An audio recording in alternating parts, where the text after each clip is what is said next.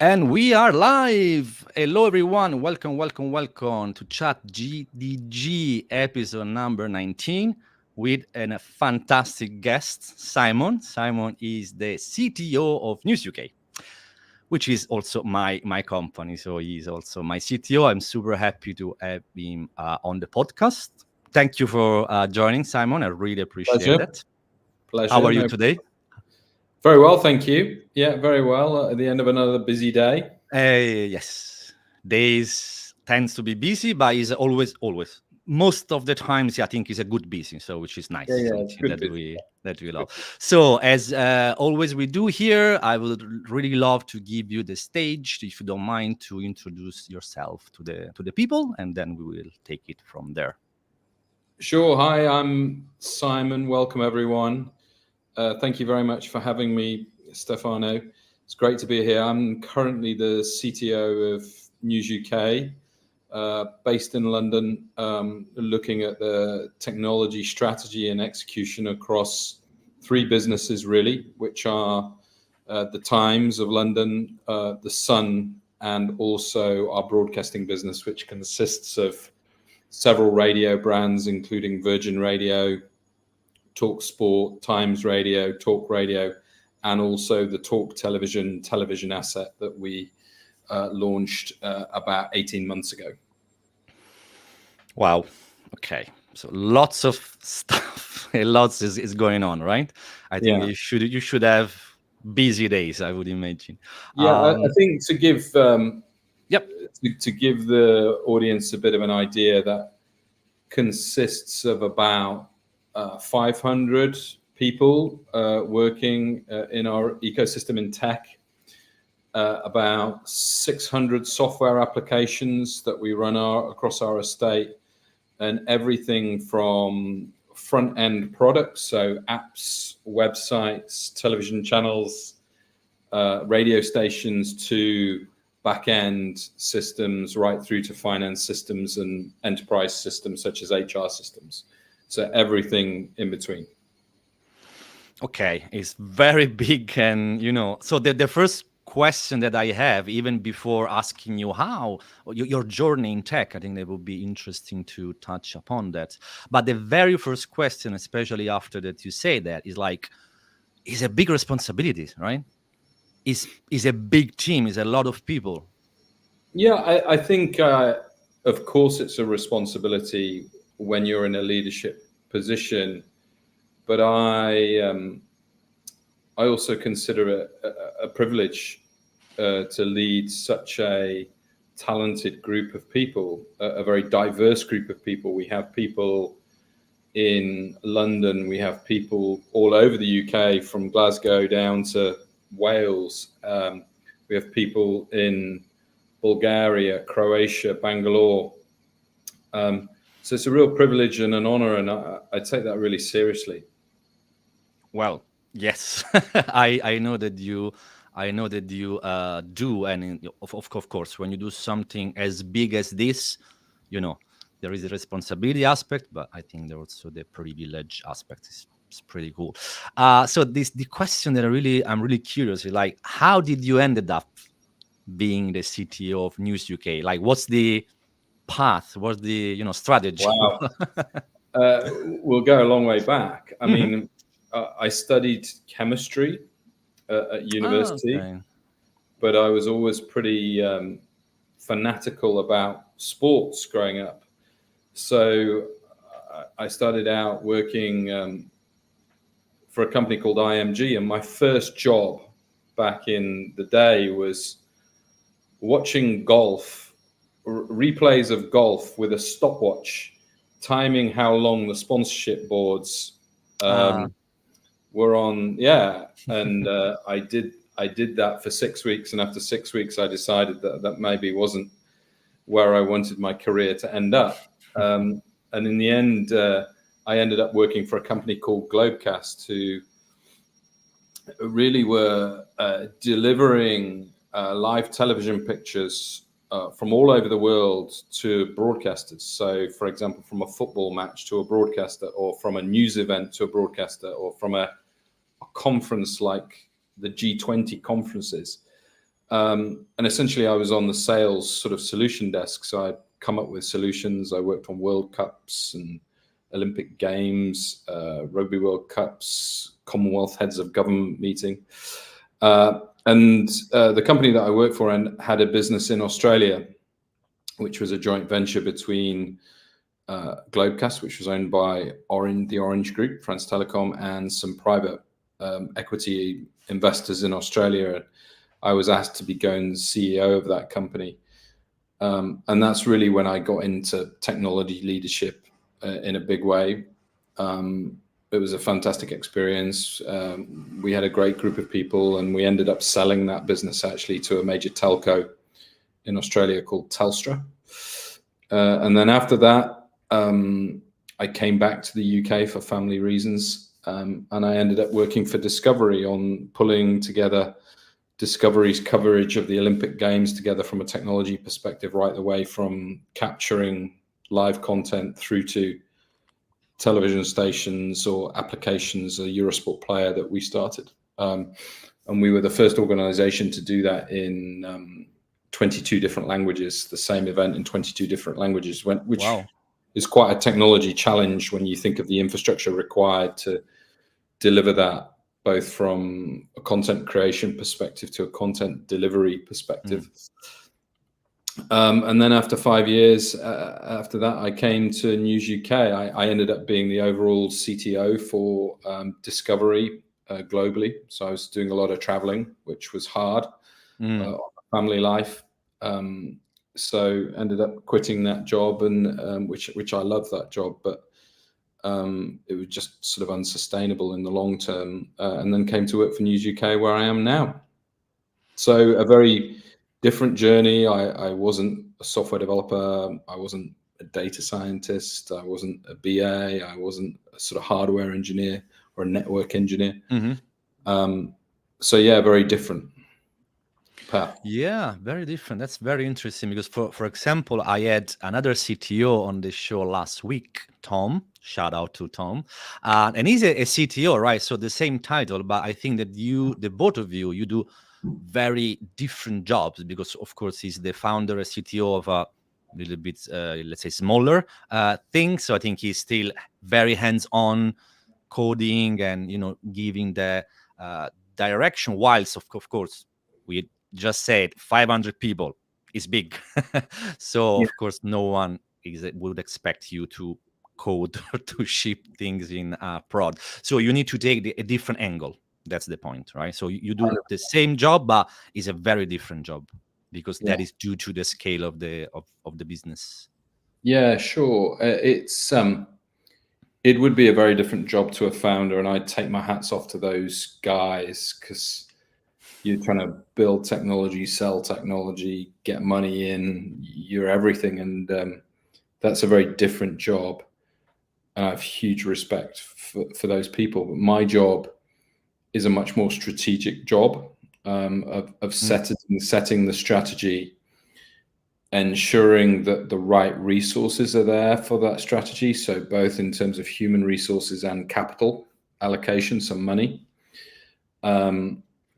Spending a lot of time on architectures of ensuring that the architecture of what we're trying to achieve holistically is right, as well as looking after things like cybersecurity and networking and enterprise resource systems, which are very different in terms of installing enterprise systems are very different to building consumer apps, for example. There's much, when you work for a big company, those systems need to be very robust, very reliable.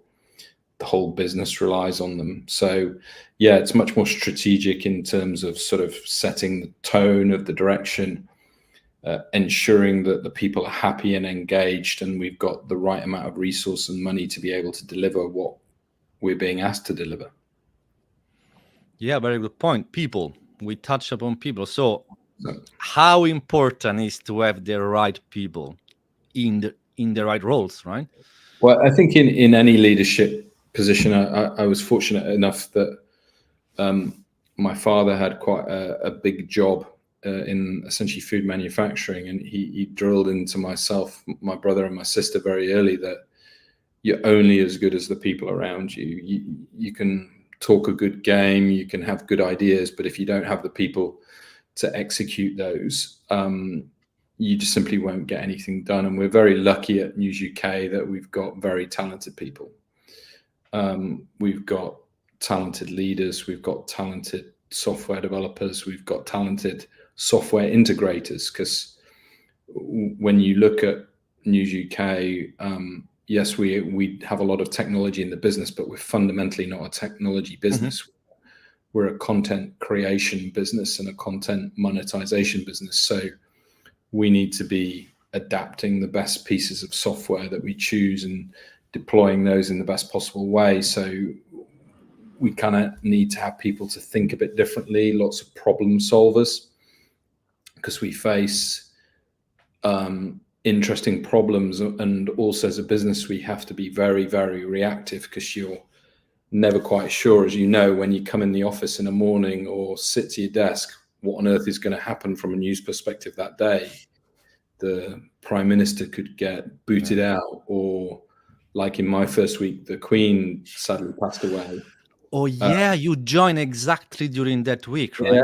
Yeah, and suddenly we had 3 times the volume of traffic on all of our sites and applications. Just the volume of people coming through, and then the cybersecurity risk that goes through that, because obviously hackers took it as an opportune moment to take us down. So what's our DDoS protection look like? What's our WAF look like? All these types of things that, to be honest, it was extremely sad occasion, but it was fantastic for me, because I learned more on that day than I did in my first probably 3 months, because you saw everything stretched to the absolute max in terms of people, resource, process, all these types of things. So it was a fascinating experience. Interesting. It's like immediately seeing, I'm not saying the bad side, but maybe the complex side of someone. I'm talking about a person. So you immediately saw something a little bit complex, and then of course you would appreciate the whole thing. But that was interesting. That was week number 1 for you. I forgot that.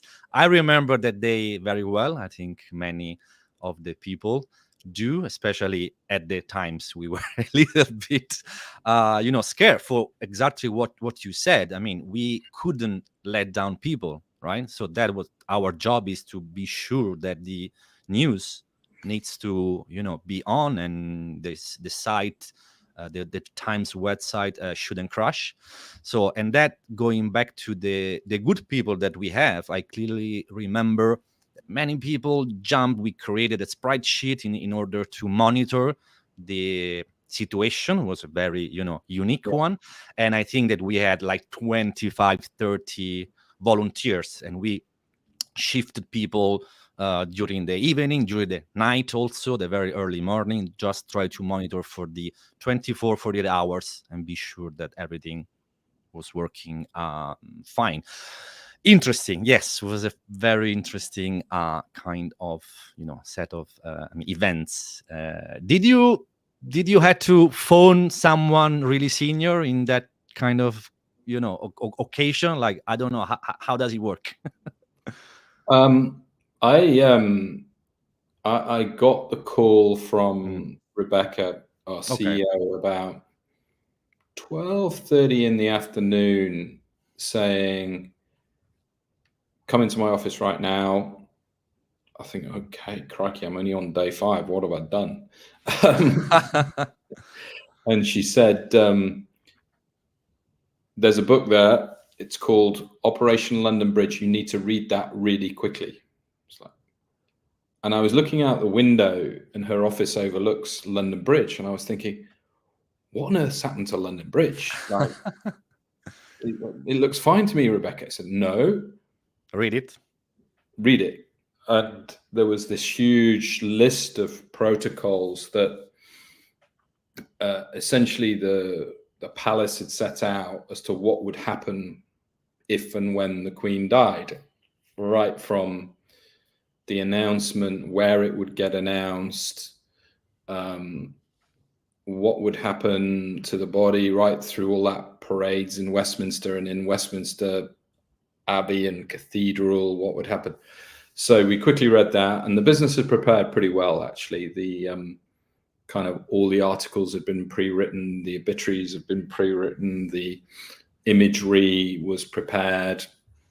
We as tech had a very clear process about what we would do in terms of increasing our capacity in the cloud to deal with the traffic, as well as what we needed to do, because we still print over 1.5 million newspapers every day, what we needed to do to scale up that, what would need to happen to do to the logistics of that, to get essentially newspapers from essentially 3 sites in the UK, which is Glasgow, Liverpool, and London, right across the country for 6 a.m. the next morning. And we're very proud that we were the only organization to have the papers on the stand at 6 o'clock. Our websites all stood up underneath the pressure. And one thing you got to understand as News Corporation is that we take our position within society very, very seriously in terms of the facts that we have to deliver. Yes, there's an awful lot of opinion, but we would lose our credibility very rapidly if the facts were not correct. So there was a management meeting called at 2:30 where we were pretty sure that something was going to happen that day because of the various noises that we were getting from the palace. But under no circumstances was that to leak from us to anywhere in the press. Yes, we would be prepared, but under no circumstances were we due to leak that. I actually kind of knew before the official announcement was. I had lots of friends texting me going, "You must know what's going on." I'm really sorry, I have to ignore my WhatsApp. So it was a fascinating period, and then just the amount of journalism and then the stories that unfold outside of that. Like at the time, I think, was it Liz Truss who was Prime Minister at that point? I think so. I think it was during that time, probably. Like, where's Liz Truss? What's Boris Johnson got to say about it? Who'd just been kicked out? Where's Prince Harry? What's he doing? Where's Prince Andrew? Where are all the royal family? What are they all doing? Who's allowed to Balmoral? Who's not? So I was on the newsroom floor at both the Times and the Sun till probably about 1 a.m. that morning, at which point I was just too tired. I gave up, to be honest. And then we were back in the office next morning at 6 a.m. to ensure that the distribution systems that we look at all managed to do their job in terms of the papers. So it was a truly fascinating experience, an amazing one. I feel very lucky to have seen such an event. Yeah, it was impressive, and also thanks for guiding us through what happened, because people need to appreciate how big, how complex it is. People that don't have this exposure, they think, yeah, sure, a little bit more people hitting the website, and that's it. No, it's much more is happening. So I think that's why it's really interesting to to hear these kind of things for the people here. So that was the biggest thing that you were part of. I mean, in terms of, there was almost a generation defining event, especially for the Queen and for what she was representing for the yeah, I think it is a generation defining event, but subsequent to that, we then had, within my first 3 months, we'd had, I think, 3 prime ministers. So we had Boris Johnson, then Liz Truss, then Rishi Sunak. So they were all interesting events within the UK. obviously. Then we had the King's coronation in May earlier this year. So yeah, I mean, I've had the privilege in my career working on a lot of big events, from football World Cups through to general elections to G20 summits to Olympic Games. I've covered, crikey, I don't know how many Olympic Games. And all these big scale events, they all just require really, really solid planning as to what you're going to do technically, because things can move so quick and the stories can move so quick around these events that you need to be prepared for lots of eventualities. And that's where your team and the dedication and the detail that they need to go into is really, really important. Because as with all technology, the devil is in the detail. It's and that's where you just need the right planning around you. I remember when the Queen did pass away, we had, I think, probably 15 to 20 of our leading engineering managers in a room in our office in London Bridge, and just seeing how calm they were in the face of a pretty big storm. Let's be honest, storm of traffic. Yeah. Just the knowledge that they had of the intricacies of the systems, and at the last minute, when the Queen died, we obviously took the decision, rightly so, to pull all the advertising from the sites as a market respect. That's got to happen quick. Like, as soon as the announcement went live, we literally had to flick a switch, take all the advertising down, take all the adverts out of the papers. All those systems are pretty intricately linked, and just the knowledge of those systems and how they worked. And for example, in our programmatic ad space, we trade with 8 programmatic desks on the Sun. Just switching all those off, it's not a simple feat of, okay, flick the switch. There's lots of different things that they all talk to, and what are we going to replace instead of the ads, and all this kind of stuff that needs to be worked through and detailed out. So yeah, it's really, really interesting. Yeah, really interesting indeed. So that was clearly a challenge, right? We can say that. Did you had like which was the biggest challenge that you faced throughout your whole career? Was that one, or there was something even more challenging? I think definitely the challenge of delivering the Olympic Games in Tokyo through COVID was really, really challenging. Just the logistics of getting all the equipment into a country that was essentially shut down. The original plan was to send about 500 people to Tokyo, including production, and then we had to change 2 weeks before the event because they changed the COVID rules, and we can only send 150. What were we going to do with the 350 that weren't going? Where would we house all those people? How would we find place for commentators, for studios, for all these things? And just also not having our people together to really talk through problems of how we would do that, because we were all working remotely, because even in the UK then, back to work wasn't that. And then just the rules that the Japanese government had around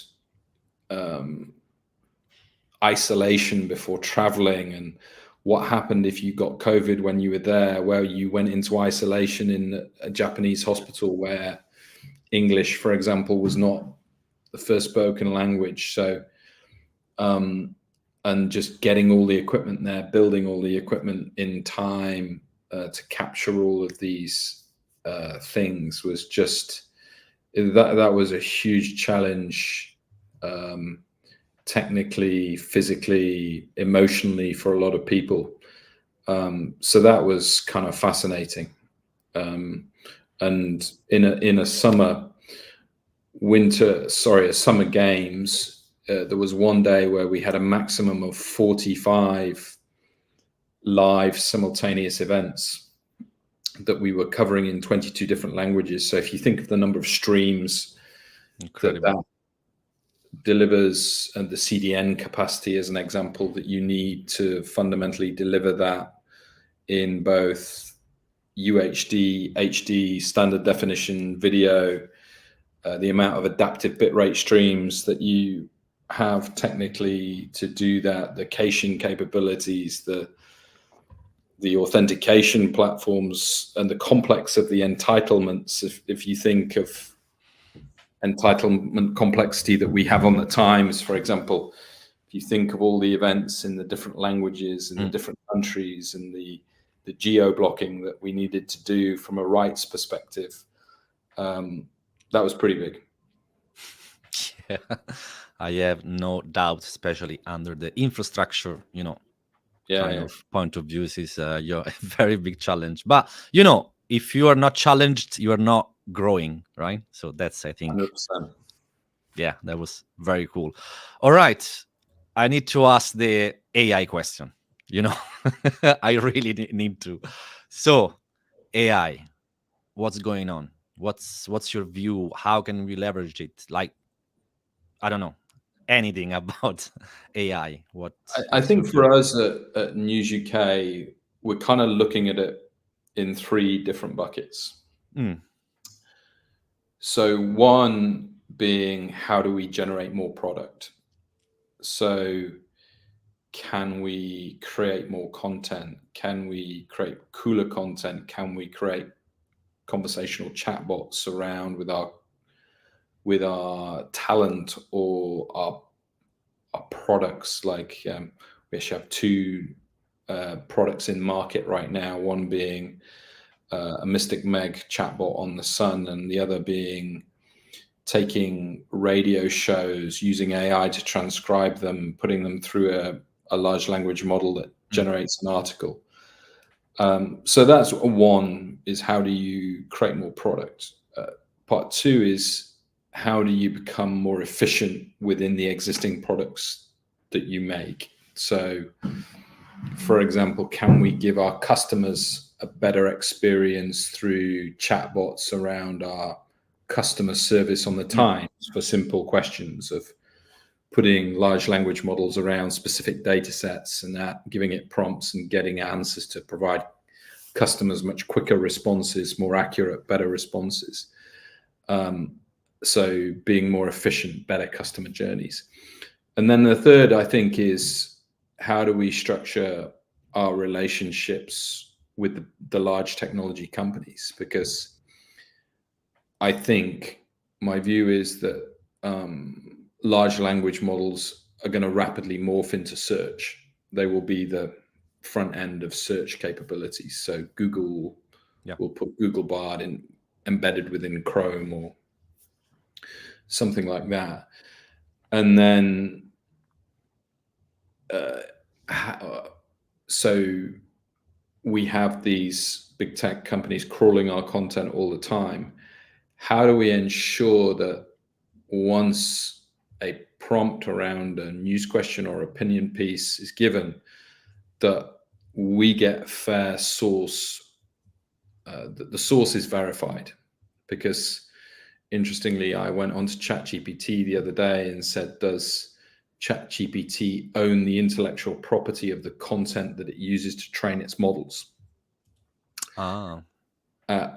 I asked it, we were with a load of OpenAI guys on a call, and the response it gave was, ChatGPT does not own the intellectual property that it uses to train its models. It owns the intellectual property of the algorithm, and it owns the intellectual property of the output, but it also does not take liability for the output. So you kind of, with that response, you kind of sit there scratching your head going, how is this going to work from an intellectual property rights perspective? But it's really important for us that that our sources get verified and we get fair attribution in terms of the content that it's scoured to give the response. But also, I think it's really important for society at General, and we take this role really, really seriously, that the right information is given to a consumer. That's really important. And we've got to do a lot of work with these large tech companies to ensure that misinformation is not a major societal problem, because, as you know, with these large language models, essentially their data processing, the data that goes in dictates the data that's outputted. And if the incorrect data goes in, then it causes a monumental problem. So, yeah. And we've had very constructive conversations with these large tech companies, because they know that this is going to be a fundamental issue for them and us. So there's lots of great dialogue, but we're working really hard to get that right, because not only is it important for our business, but it's probably more important for society, that society sees information correctly. And there's never been more a classic example of that right now, with what's going on, the tragedies that are going on in Gaza. And there's so much fake information and fake news around that we take our position in that really, really seriously. Yeah, that's, I think, is very, very important. We've got one question which for some reason didn't come through from this dashboard. So we've got a question from our one and only Stephen Hill.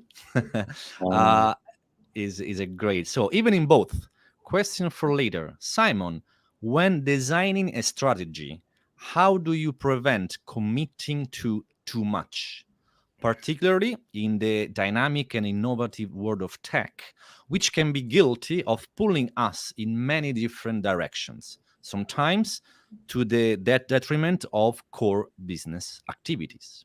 So I think Steve really asked, how can you put a limit, probably, or I don't know. It's a really good question, and I don't think there'll ever be a perfect answer to this, because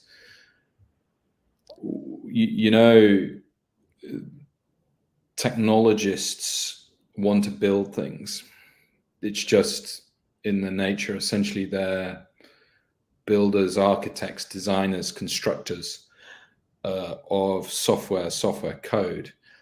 And you don't ever want to take that. It's just ensuring that what they're building is the right thing. So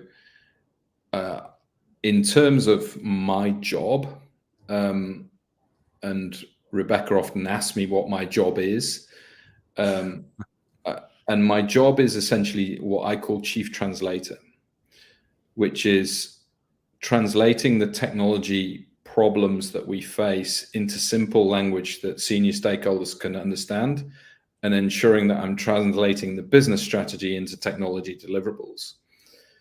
And when you're running large tech organizations, that is essentially the challenge, because there can get misalignment between the two in terms of prioritizing and ensuring we're not promising too much. It's ensuring that you've got your right hand on the pulse in terms of the delivery engine and understanding the business deliverables, and then working through having really good relationships with business stakeholders to be really clear that they can't deliver everything that they want all at once, because every delivery organization, technology delivery organization in the world, I guess, faces the same problems. It's how do we go quicker, bigger, faster, cheaper? Yeah. We've all heard that show before. But yeah, it's my job. It's really chief translator, ensuring that the two sides of the organization are in sync. Because if they're in sync, you can deliver very powerful outcomes. Agree. Very good response. So a couple of questions are coming in. So we have one. I don't know why I said LinkedIn user. This should be Lorena from Google, if I'm not mistaken, that she's reporting us some questions from the Discord server. So what laws should be placed for AI? It's a really, really good question. I think we actually had Lucy Fraser, who is the head of DCMS within the UK government, which is culture, media, and something else. I don't know what the S stands for. And I sat down and had a very long conversation with her about it. I think it's really difficult from both a regulation perspective and a competition perspective, because you could face a scenario where Google and the search engines become even stronger than what they are now because of the power of large language models. So that needs to be handled with really carefully. I think there needs to be huge laws around data protection. Me personally, I'm not sure that we should be adopting open source large language models. I know Facebook has delivered Llama. I fundamentally struggle with that from a society perspective and a safety perspective, because I think that just opens huge opportunity for criminal activity or state activity in there. And I'm sure Facebook have thought through these things, and I don't understand the intricacies of well enough, but just from a personal perspective, I'm just not sure a technology this powerful should be made available to anybody in the world. When you think of cybersecurity, data protection, because ultimately these are data processing models, and the manipulation of data on the input can have huge influence on the output. And if people start manipulating with these algorithms to make them biased around certain things, I think it could cause huge societal problems. As a regulator, we've had lots of discussions. Where do you start with this? But I think AI safety is a huge topic that we've discussed at length with the British government, and it's going to require an awful lot of consultation. But as usual with any regulation, is that the technology always moves quicker than the regulators, because the market will always dictate what happens. We've seen that in many scenarios, but I do know that governments are taking it very seriously, and rightly so. What the answer is, I don't know, because ultimately these technologies are moving so fast as well that you can't predict what's going to happen next week, never mind in 6 months' time. Yeah, it's really almost scary, the pace in which this is transforming. Another question, what's the title of the book? We mentioned a book at some point. There was a few minutes back. I'm not sure if... I don't remember, because I think this question was like 10 minutes back, maybe at some point. At Liz 1972, just give us a bit more context of which book we were talking about, and I will attempt to answer that question. Sorry. Same. I'm not really sure what book they mentioned, because we talk about so many things. So if you can, let us know. In the meantime, I'm curious, like, what was for you, I mean, given that you've been since a year the CTO of the News UK, there was like maybe a specific challenge that you did not expect to find. I don't know if that makes sense, because I think that you knew, of course, quite a few things, but I know from experience, when you jump on something new, always something unexpected happen. That's a good question, really.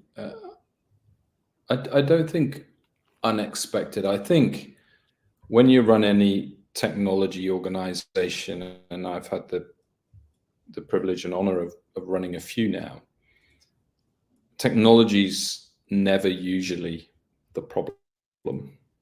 Technology can solve a lot of organizational problems, a lot of world's problems.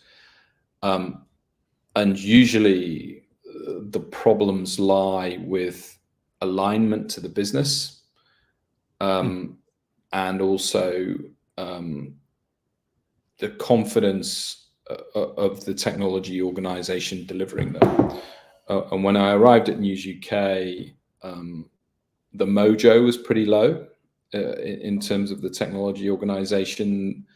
They'd been leaderless for a period of time, which was not their fault nor anybody else's fault. And there was an interim CTO there who'd done a great job, but always when you're an interim CEO, you never really have command of the chair. The person had done a really good job, but hadn't really changed anything, just kept the wheels running. And no one was behaving poorly. We just need to align everybody. What did strike me was the gap between the technology organization and the business.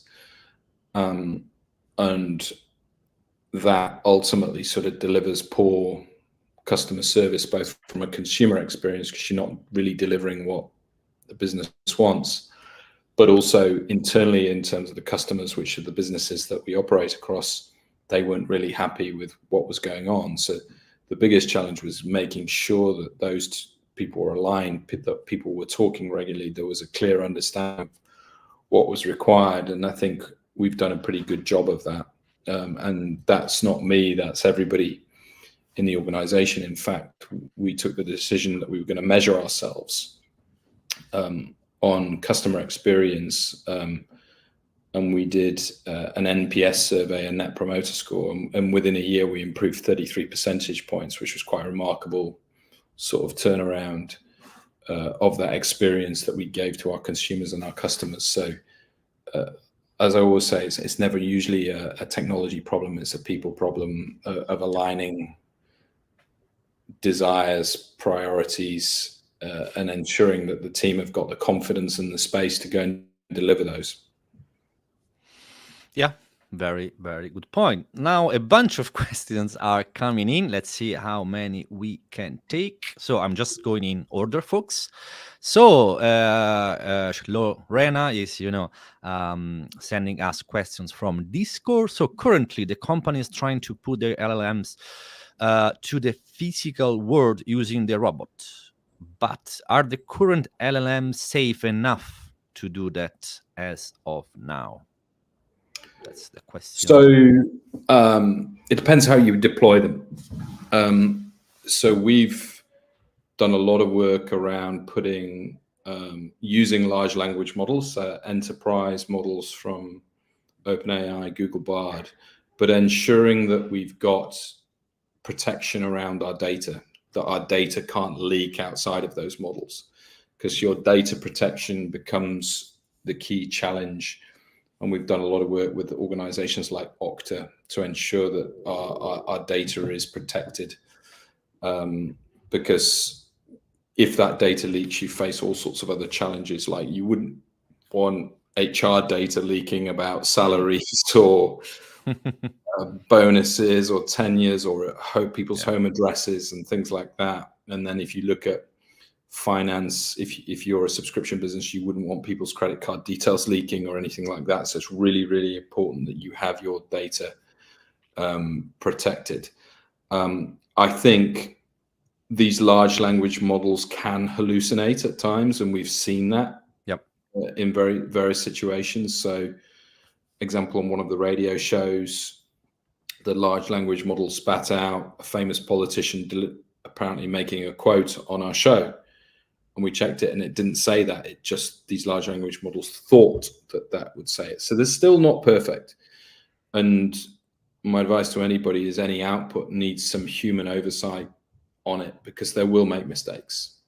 So I think from a safety perspective, there's sort of twofold. You need to protect your data, but also you need to ensure that what's getting spat out of these large language models is correct and accurate, because if not, your organizational reputation could take a huge amount of damage.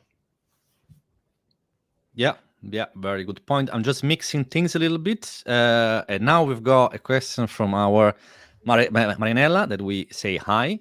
What is your biggest disappointment in your career so far? Ooh, interesting. I think, again, I think around the Olympic Games, we essentially were using a software audio mixing capability. So we were putting commentaries into the cloud, matching commentaries with videos using a software processing platform. And we'd done huge amounts of testing. And the first day we went live, it literally went, whoa, the whole thing just fell over under the capacity of volume and traffic. And I'd had 500 people working their socks off delivering this. We tested it. But when it really came under scale, it went. And that was a huge challenge. We had the CEO shouting his head off from West Coast of America going, where the fuck am I? Commentaries, and excuse my language. And we needed to protect the engineers to give them space to really triage the issue. Yep. But it was a huge challenge. People were so upset about it. We had commentators who were screaming at us down the phone going, this is what my career is built on. If I can't reach my consumers, my career is dead. And it was an immensely challenging period. And I had to stand up in front of the chief exec and everyone and say, time out, we need a rain check for 2 days. And they're like, 2 days, there's 100 meters, there's 400 meters, there's javelin, there's shot. Yeah. And I remember being on the phone to my wife. I was exhausted. I'd been up for 48 hours or 72 hours, something like that, no sleep whatsoever, crying down the phone to my wife going, this is just so stressful, it's awful. And my wife actually drove down to see me, drove 4 hours to see me and just said, it's okay. It's only TV, it's only video. It doesn't matter. No one's died. But it was a huge disappointment, a huge letdown. But then 3 days later, we'd worked our socks off and brought this back up, which was a huge elation after the disappointment. And everybody was so proud of what we'd done in such a short period of time to get things back on the road. And we learned so much. So whatever you face in terms of disappointment, I've learned over time that you will learn nothing from succeeding all the time. You learn far more from failure than you do from about yourself, about your organization, about your technologies that you're implementing. So, and also if you don't face disappointment, you're not pushing hard enough. You're not fail. Yeah. Well, if you're just winning all the time, you're not pushing hard enough. You've got to fail. You've got to experiment. You've got to learn. You've got to take the Thomas Edison approach to the light bulb, where it took him thousands and thousands of attempts to get this thing to work. But when you do succeed, it's far more rewarding than winning 4-0 at football every week. Absolutely. Question, Marinella. I'm sure it does. I also I would go to the extent to say that if you never fail, you're probably not doing your job right, because at some point you gotta fail. You got to fail. So folks, embrace fail. When you are in that moment, it sucks a little bit. It's not the best feeling, 100%. but then what comes after is amazing, because you will learn. Oh my God, a bunch of questions. Sorry, let's take this. Sorry, folks, I'm just cherry picking a few. Can you name some theoretical AI tools to optimize, automate learning work? Is there something that you use?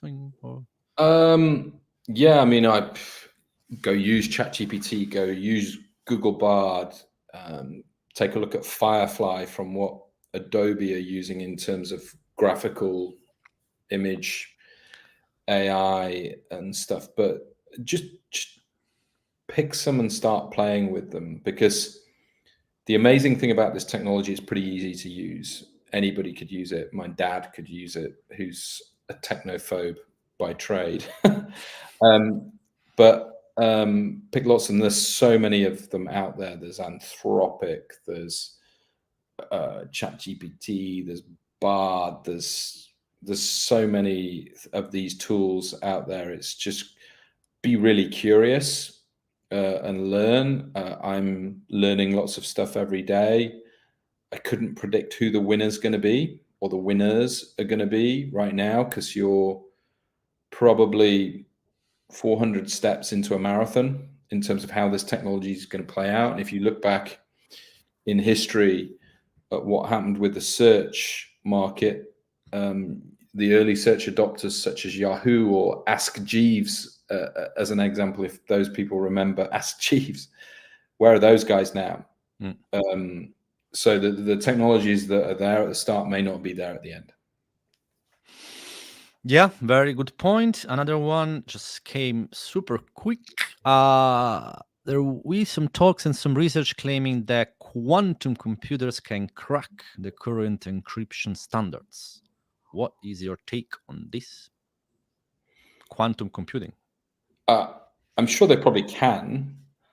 I think quantum computing's a really interesting one right now because fundamentally at the moment, quantum computing is uneconomical.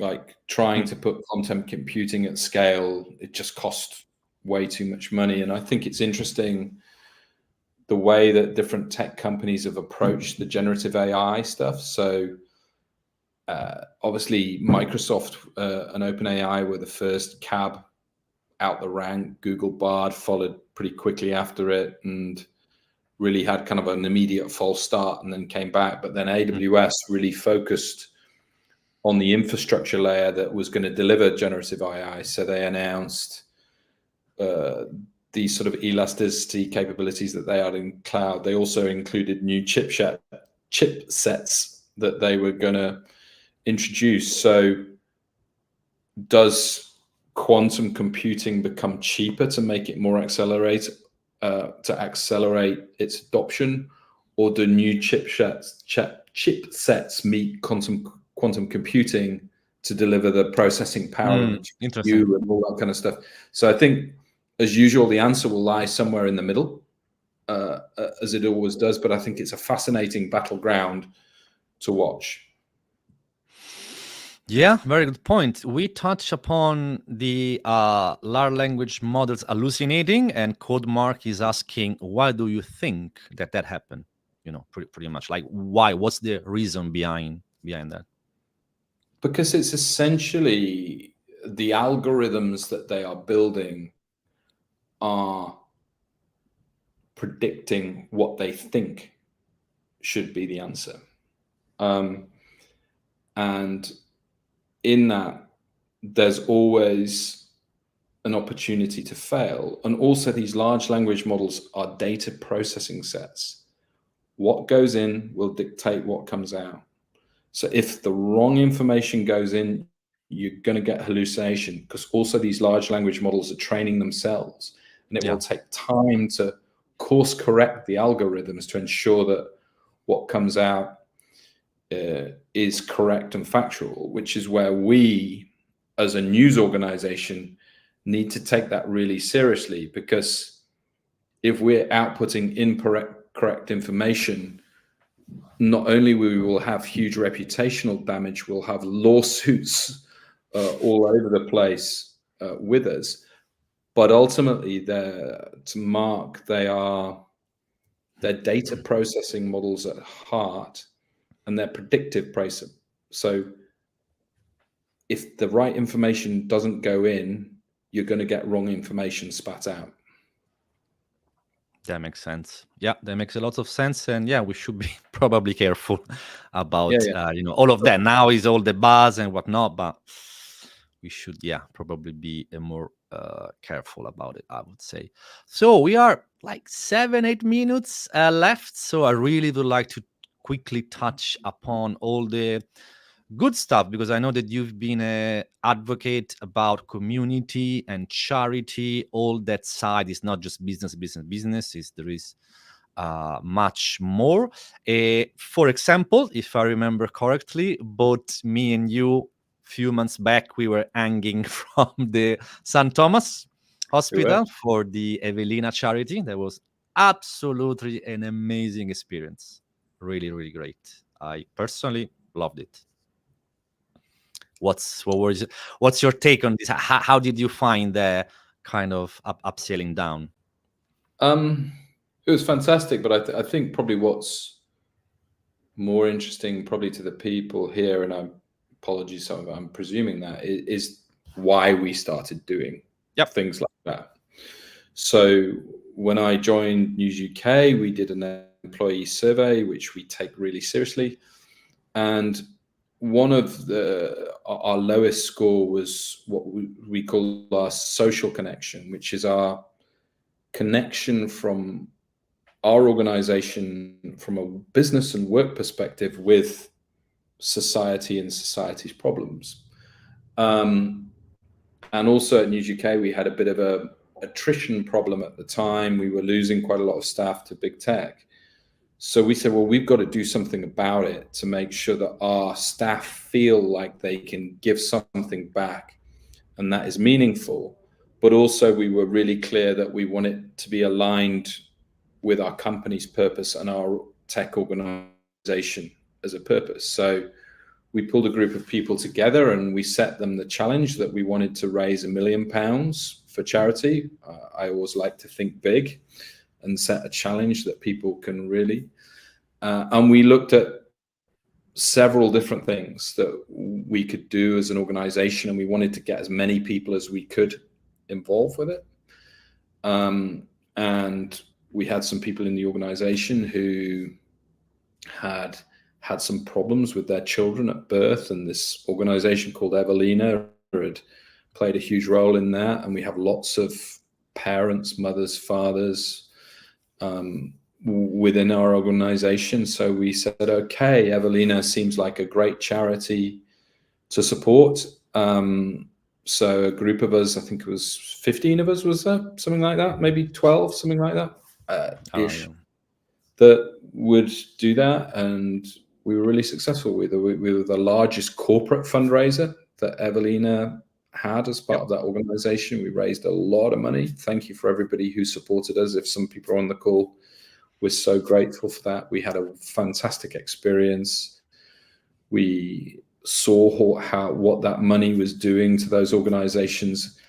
And it really makes people feel good about themselves that they can give back. We've also supported some STEM charities about going into underprivileged schools and organizations and talking to them about the careers that they could have within tech, which is fantastic as well, that we can actually help people forge careers, because we look at our diversity really hard at News UK. And by diversity, I mean gender diversity, social diversity, ethnic diversity, religious diversity. And we take that really seriously, because I'm a massive believer that if you have diversity of thought, you're going to get much better outcomes as an organization, and your organization will be much happier as part of that. Absolutely, 1000%. And the reason why people from different background, right, they can give you the angle that you just can't think of, right? So that's, I think, is super important. Absolutely, is critical.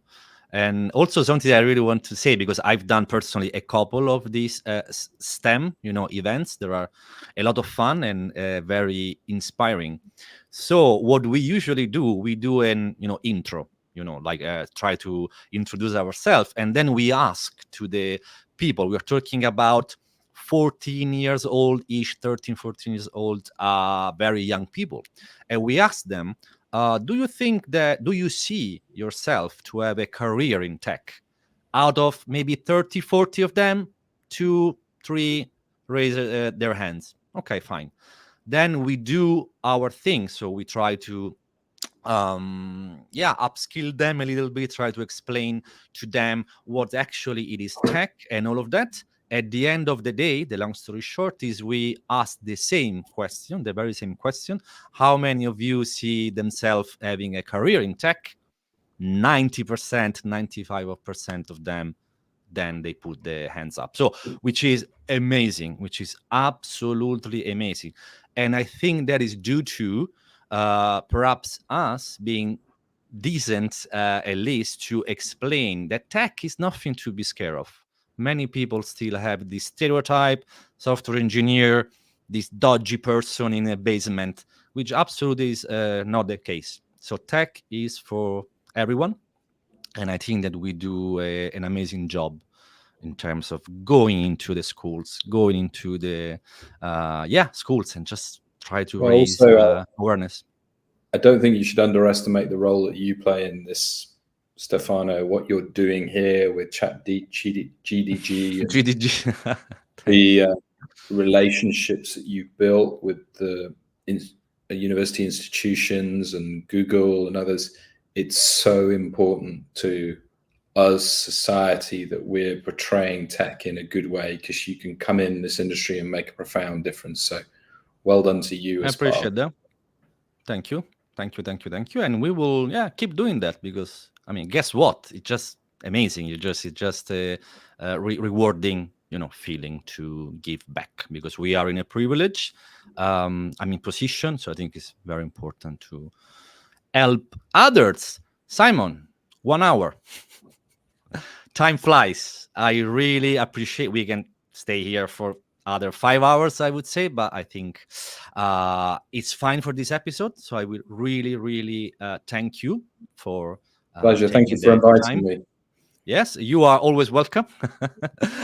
Even for maybe a part 2 at some point next year. I mean, we'll see. So thank you. Have a fantastic evening, and I'll be seeing you soon in the office person. Thank you very much. Thanks for everyone for joining. Appreciate it. Bye-bye. Cheers, everyone. Bye. Bye.